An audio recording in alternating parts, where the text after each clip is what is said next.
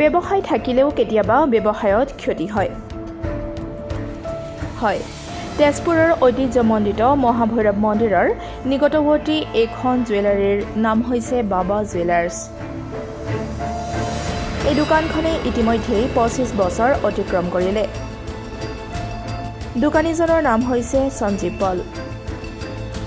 তেওঁ এই ব্যৱসায়ত 25 বছৰ অতিক্ৰম কৰিলে, য'ত দোকানখনত কৰ্ম কৰি ঘৰৰ পৰিয়ালটি পোহপাল দি আছিল।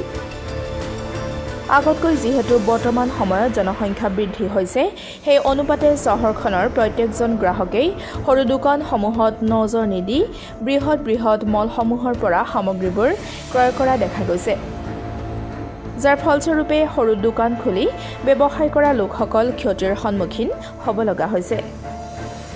এইটো দোকানত 25 বছৰ মই অলপ মডিফাই কৰিলোঁ, কৰোণাৰ পিছত মডিফাই কৰিলোঁ, কিন্তু যোনটো ভাবিছিলোঁ তেনেকুৱা বজাৰ পোৱা নাই, তাৰমানে মাৰ্কেট নাই। আমাৰ চব হলমাৰ্ক ওলাই গ'ল আৰু নতুন জুৱেলাৰীবিলাক আহি গ'ল অসমত বুলি নহয়, তেজপুৰত তানিছ, MP, মানিকচান্দ, ডাঙৰ শ্ব'ৰুম আহি গ'ল, ৰিলায়েন্স, এইবিলাক দোকান খুলি গ'ল। সেইকাৰণে আমাৰ বহুত অসুবিধা হৈছে। কাষ্টমাৰবিলাকে তাতে তাৰমানে বস্তুবিলাক তাৰ পৰাই ল'ম বুলি মানুহবিলাকে অনুভৱ কৰে, আৰু আমাৰ দোকানত চেলো কমি গৈছে, আগতকৈ বহুত কম, 50% হৈ গৈছে। আজি সঞ্জীৱ পল বহুত দুখিত হৈছে, কাৰণ তেওঁৰ যিখন দোকানত ক্ৰয় কৰিবলৈ আগতে গ্ৰাহক উপস্থিত হয়হি, আজি কিছু বছৰ ধৰি এই দোকানখনত কম সংখ্যক গ্ৰাহক দেখিবলৈ পোৱা যায়। উল্লেখ্য যে তেওঁ সৰু সুৰাকৈ ফটো এলবামৰ কাম কৰে যদিও তেওঁৰ পৰিয়ালটি পোহপাল দিবলৈ অসুবিধাৰ সন্মুখীন হৈ পৰিছে। চৰকাৰৰ পৰা কোনো ধৰণৰ সহায় সুবিধা পোৱা নাই বুলি সংবাদ মাধ্যমৰ আগত উল্লেখ কৰিছে।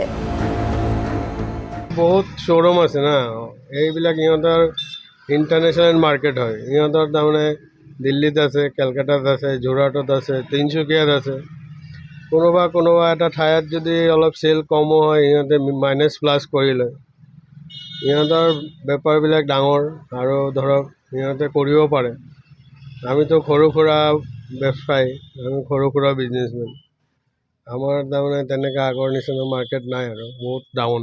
ইয়াত যিবোৰ আপোনাৰ সামগ্ৰী আছে দোকানখনত, সামগ্ৰীখিনি কেনেকুৱা ধৰণৰ মূল্যত আপুনি? মূল্য মানে আমি মিনিমাম চাৰ্জত দিওঁ, আৰু মিনিমাম এটা ৰেট ৰাখিছোঁ, আৰু ইমান এটা বেছি ৰখা নাই। যিমানটো ৰেট ৰাখিব লাগে তাতকৈও কম দি দিছোঁ, ডিছকাউণ্ট কৰিছোঁ। গ্ৰাহক কম, এইটোৱে মই ক'ব বিচাৰিছোঁ। আপোনাৰ ডাঙৰ শ্ব'ৰুমবিলাকতে মানুহবিলাকে গৈছে, আৰু তাৰ পৰাই মাৰ্কেটিং কৰিছে। হলমাৰ্ক আজিকালি চলিছে। ময়ো ভাবিছোঁ লাহে কিবা এটা ময়ো আপডেট কৰিম বুলি ভাবিছোঁ। চাওঁ কিমানখিনি আগবাঢ়িব পাৰোঁ, তাকে মই চিন্তা কৰি আছোঁ। কিবা এটা নতুন কনচেপ্ট আনিব লাগে। চৰকাৰ নাই, তেনেকৈ কোনো সাহাৰ্য নাই আমাৰ কাৰণে। কিবা বিশ্বকৰ্মা আঁচনি এটা ওলাইছিলে, সেইটো এপ্লাই কৰিলোঁ, নাই, কোনো খবৰ নাই। চৰকাৰৰ কাম চৰকাৰে কৰিছে, আমাৰ কাম আমি কৰিছোঁ, চাওঁ কি হয়।